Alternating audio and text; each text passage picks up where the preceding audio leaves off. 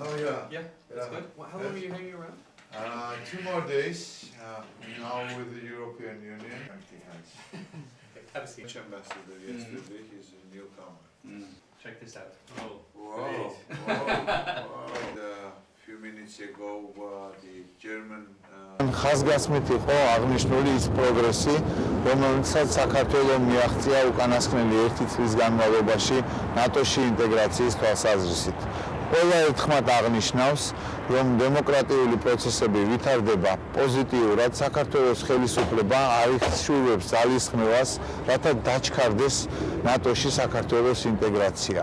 ამ მხრივ ჩვენ გვაქვს სრული მხარდაჭერა ნატოს წევრი ქვეყნების მხრიდან, ისევე როგორც ნატოს ხელმძღვანელობის მხრიდან. ვიმედოვნებთ, რომ მომავალ სამი-ზე საქართველოს ხელისუფლების მიერ განხორციელებული ნაბიჯები, საქართველოს მოსახლეობის სწრაფვა, რათა საქართველოს გახდეს ნატოს წევრი ქვეყანა და დაჩქარდეს ეს პროცესები, ადეკვატურად იქნება ასახული ნატოს გადაწყვეტილებებში.